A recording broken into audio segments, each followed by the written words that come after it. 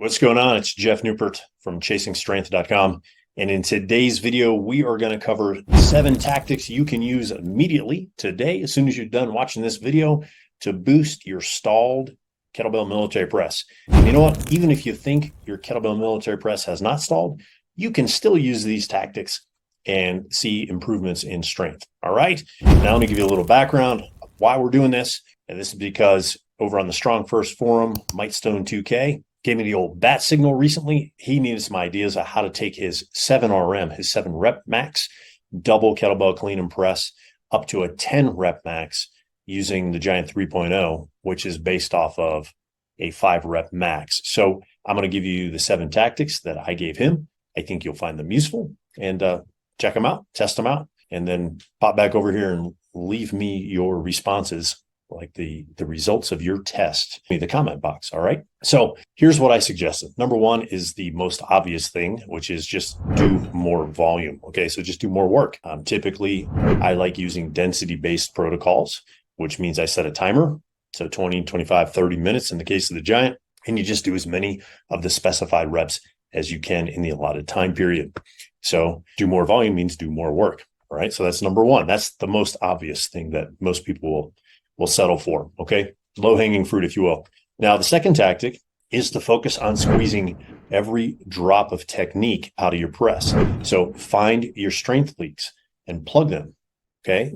So what that means is there are specific ways that you can optimize your kettlebell pressing and look for where your technique has broken down.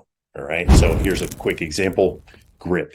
Okay. So a lot of people they don't use an overgrip when they press. I mean, you don't have to overgrip that much, right? They use what we call a broken grip or a neutral grip, or even the same grip for a dumbbell.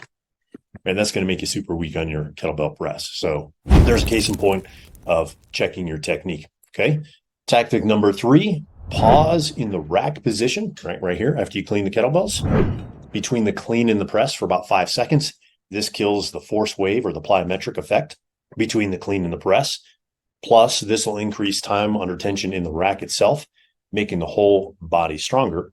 And this forces you to press from what's called a dead start, right? So long story short, this makes your presses harder, which means, you're going to get stronger.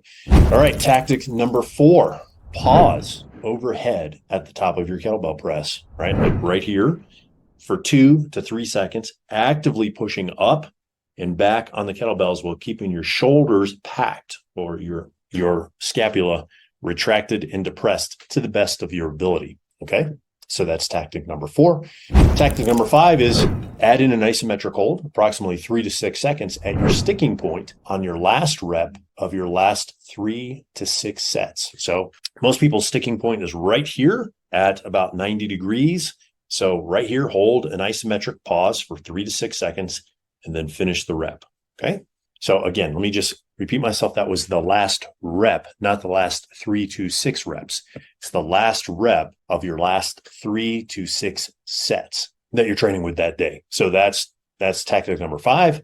Tactic number 6 is make your clean as explosive as possible on every single rep, which, as you know, or you should know, and if you don't, newsflash, the clean sets up your press. Okay.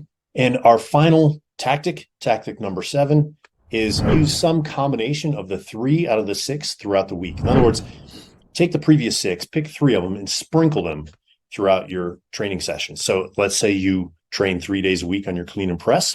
Okay. Pick one, do that on day 1, pick another one, do that on day 2, and pick a third one and do that on day 3. Right. So there's some variation for you. Now, personally, what I recommend is that people start at number 2, because as I mentioned earlier, that's mostly what they ignore. Okay, so let's dig a little deeper into some of the strength leaks. Hold on a second. Mouth's drying out. Got to get some of that Berkey water. So good.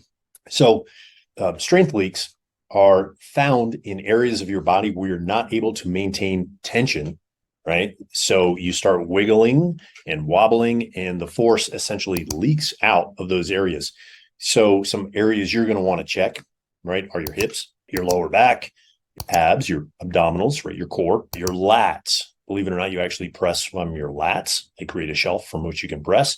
Your shoulders, your legs, your hands, your neck. Yeah, neck. I know it's weird. Your eyes even, and your head position. Now, most people who are aware of strength leaks think they just apply to the grinds or the slow kettlebell lifts like the press. However, they also apply to the ballistics like the explosive lifts, such as the clean, which is relevant to this video because we're discussing the clean and the press. So hopefully that helps. And if you are interested in getting serious in gaining next level strength and finding out how to fix these strength leaks so you can next level your clean and press, I'm going to leave a link to a program below where you can discover how to fix these strength leaks for yourself.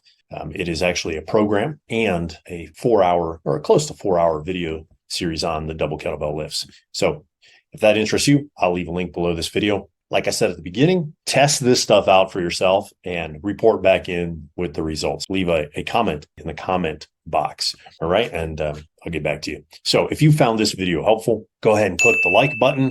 If you haven't subscribed, do so, please. Click the subscribe button. And if you found it really helpful, share it with a friend who also uses kettlebells and tell them to subscribe too, and we can get the word out. All right. So thanks so much, my friend. Until the next video, stay strong.